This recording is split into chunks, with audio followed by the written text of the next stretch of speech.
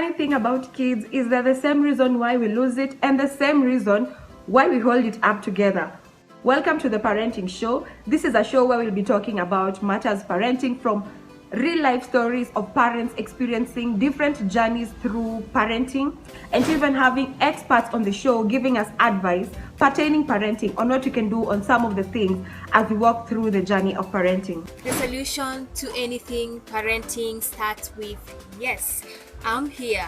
I can hear you. How can I help you? And also easy tips that you can apply on your day-to-day parenting journey. My name is Juliet and I will be taking you through Parenting 101 segment later on. But for now, let's see what my co-host Chep has for us. Thank you so much, Juliet. My name is Chepchumba Cherus, or you can call me Chep. And today on the show, I'm going to start off with my story. And on my story, I'm hosting a lady called Sylvia Mora. Sylvia is a mom of 3, but 2 of her babies are able differently. She'll be sharing her story on the show and how the journey has been for her. I mean, it's not easy raising 2 babies who are able differently. Without further ado, let me introduce Sylvia to the show. But before I bring in Sylvia, let's connect on our social media handles on Facebook, Instagram, and Twitter at Katie and Home, and on my personal handles at Chepchumba Cherus on Instagram, Facebook, and on Twitter it's at Marlin Cherus. The hashtag to use is The Parenting Show. Welcome to The Parenting Show. Hi guys, welcome to The Parenting Show. My name is Chepchumba Cherus. I can call me Chep. And today on my story, I have an amazing lady, a mom of 3. Her name is Sylvia Mora. Actually, Sylvia has an amazing story because 2 of her babies are able differently, and she'll be telling us her story. So without further ado, welcome Sylvia. Thank you very much for having me. Thank you for coming through. Kindly introduce yourself here. I'll take it from the top. So my name is Sylvia Mora Muchabo. As you mentioned, I'm a mother of 3 handsome boys. Of course, they take it from their mama. And God saw it befits that I become a special needs parent. And I have 2 children who are on the autism spectrum, but very different. The spectrum is something that's very, very different. And so my eldest is 14, my second born is turning 10 in a few days, and my last born is 8. I'm a single parent on top of that. Professionally, I'm a graphic designer and a brand consultant. I run a company called Tech Hub Holdings, which has 3 subsidiaries in the space of brand consultancy and public relations. Currently the reigning Miss Africa Elite 2020, Miss Africa United Nations, and Elite Face of Africa. I run a foundation called Andy Speaks for Special Needs Persons, which champions for inclusion and policy change for persons with neurodevelopmental disabilities. I am the patron for Makadara Sub-County Scouts, and I'm a Rotarian. That means I'm a lot in philanthropy, and in that space, I am the ARP in short, which in long it is the Assistant Rotary Public Image Coordinator, where I oversee public relations of 4 countries. Thank you. That was the long and short introduction. Wow. Clearly, you're a jack of all trades.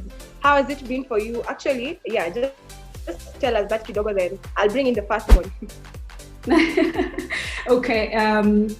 First of all, being a special needs parent, it doesn't come with a manual. We all give birth expecting perfect babies, and then they come and they're all so beautiful, and you never realize there's something different most of the times for us in the autism spectrum until later when they start having delayed milestones. So it's been a challenge, especially when you've already had a typical child. That is now my firstborn. That the things now you see, you're always benchmarking, and trust us, in Africa, there's always that comparison. You're like, okay, what's going on with you? Why are you not catching up? Why are you not, And it can really throw you off. It is depressing. And by the time you accept that there's something different and seek some support from doctors and stuff like that, it takes you down a road that you don't anticipate, because first of all, the policies and the environment that we're having here in Kenya is not easy. The society is not as accommodative because there's a lot of judgment. People are very, very harsh when it comes to comparison and expectations, you know. So when I got my first child, trust me, he was beautiful. He was more like a girl. Everyone would think like, oh my God, what's her name? So then at some point, he just started getting convulsions, and he had a lot of gastro issues. This is, you know, when we always say, oh my God, my baby's not sleeping well, he's always crying, he's having colic, you know, we're always told, Batemagina, what was that, gripe water, and it just doesn't go away. Yes. So I had to see a specialist, and they say he had gastro medication. I had to stop taking milk because I was breastfeeding him, and also stop any products with milk. So that made it a bit easier, but it didn't change. The other sign that was there, he had jaundice. He was preterm. He was born like 2 weeks prior, almost a month actually, because it was week 36 and it's supposed to be 40, yeah.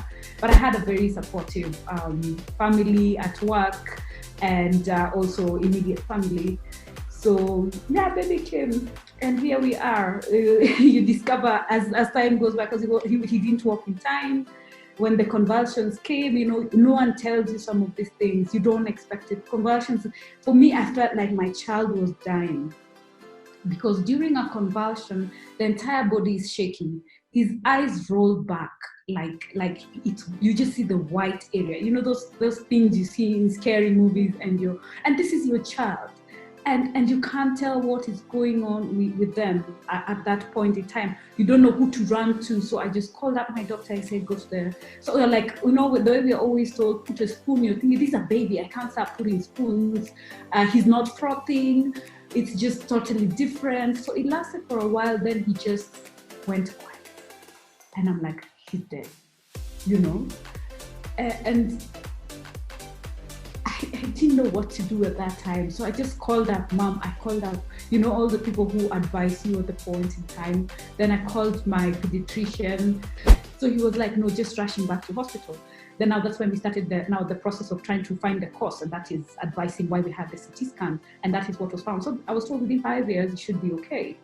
And he was put on medication. Imagine, this is a 5-month-old, 6-month-old child. So my son has been on medication since he was 6 months to date.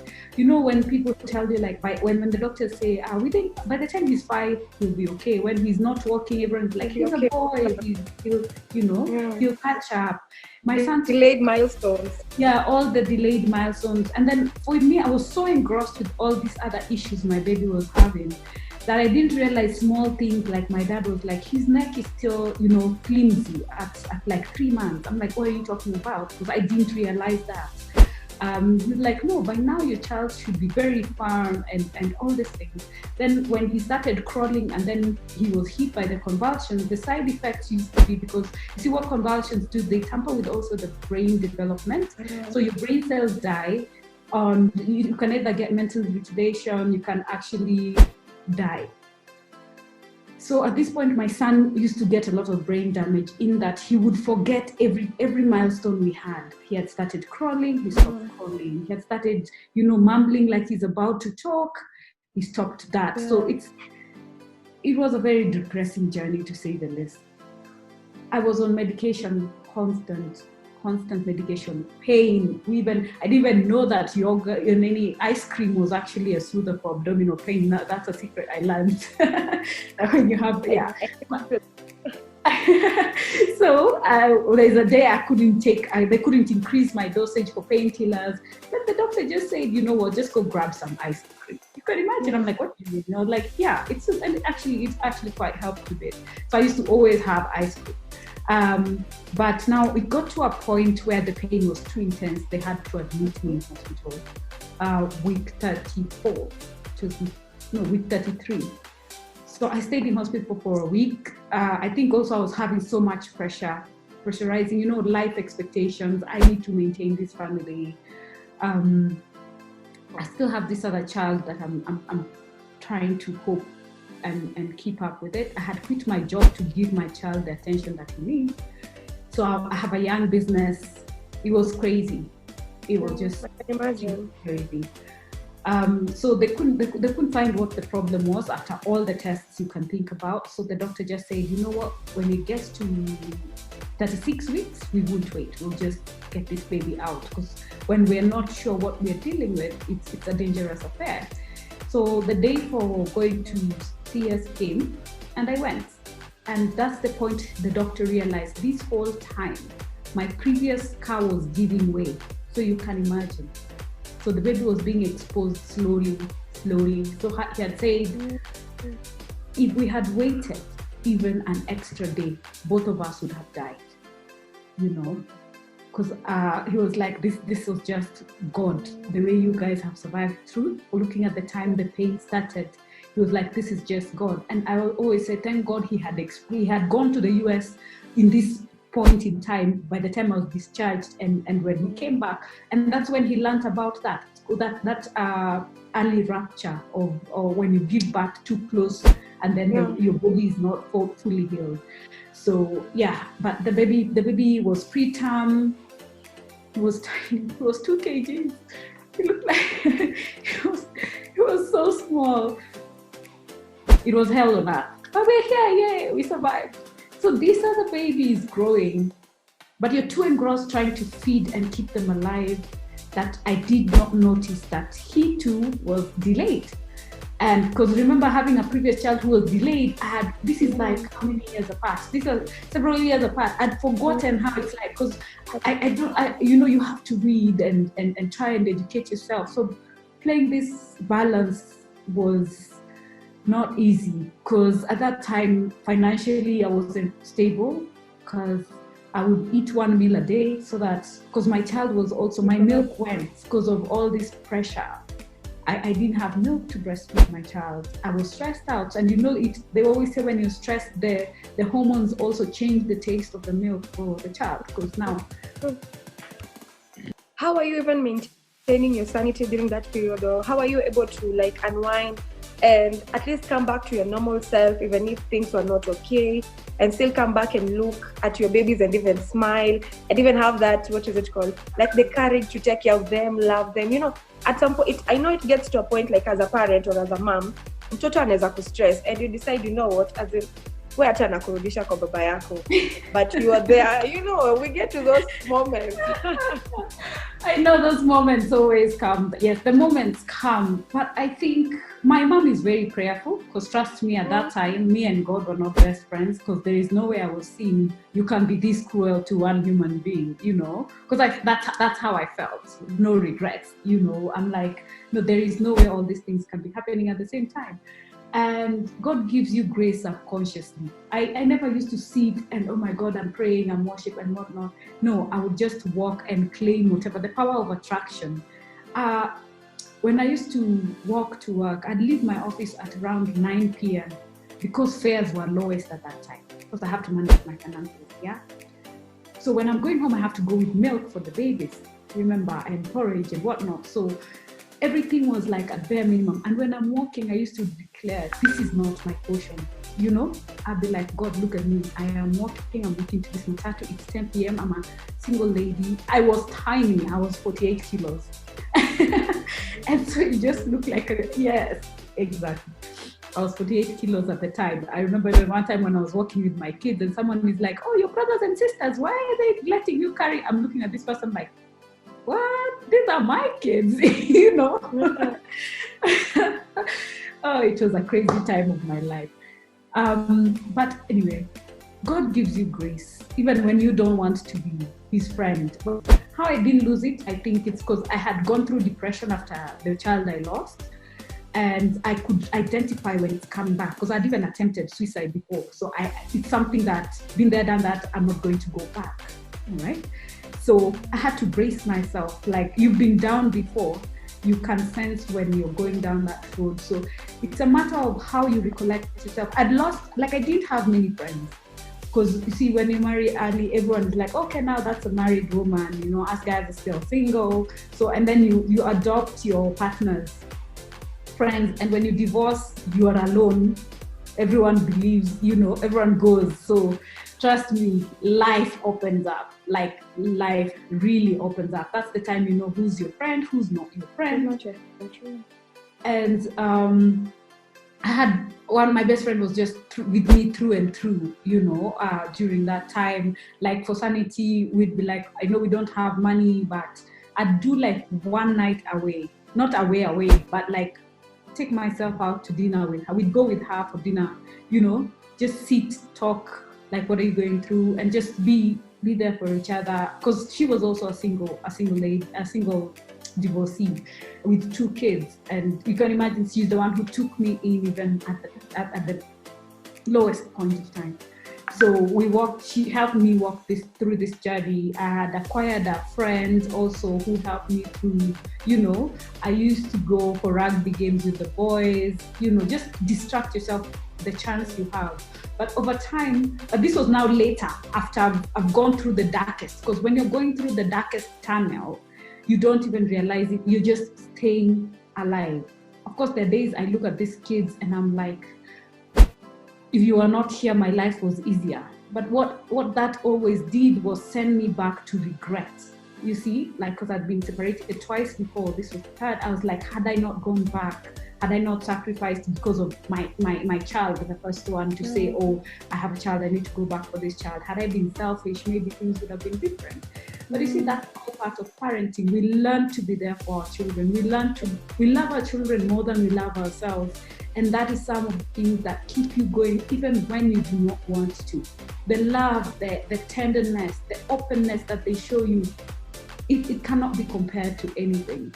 So it got harder by time, because now you can imagine my child is not walking. I have another one who's here. Him, at least he walked faster. So he became like the pace setter to get the second one to catch up with everything else. But you can imagine now, I used to put him on a stroller, and then I have one on a stroller, one on my back, then my eldest son carries my bag. That's how we survived, because I wasn't driving at the time. So you can imagine having to go to, it's like someone who has a wheelchair and they need to enter Matatu. You know how stressful that is. So, and then you're here, you're this tiny and people are making noise, you're delaying them. So going out used to be one of the hardest things I would go through, considering now the youngest child was also hyper, So, Lord, I don't know how I survived. No idea. You're a strong woman. And let me ask Sylvia, how did the big brother take the small boys? I mean, niko sure at first alikuwa anashangaa what's not happening to my brothers, like they're not like my other friends who I see outside and play with. Then of course I'm sure you told him these are your brothers, this is how they are, and you should accept them the way they are, you should love them. How was it for him and even for you? It was not easy to make a child understand some of these complexities, especially in forms of, but he saw when the brother convulsed. There's a time the brother was in ICU, so his brother would go away. So there are these things that he was brought into early. But remember, at the same time, he had other issues to handle, specifically that is adjusting to not having a father. He's never followed up, never cared. Even now, they don't know are they alive or dead. Even the time he was in ICU, never bothered to show up when you are being given deadlines of you have to pay this before the child can be, because it was still the same issue. He got very serious convulsions that he needed to be in ICU, but the dad didn't show up. So for me, when that happened, that was when I said, it is done for real. Sometimes you always say, oh, it's a separation. Maybe we'll work things out. You need your space, I need my space. But it's not about me. It's about your child.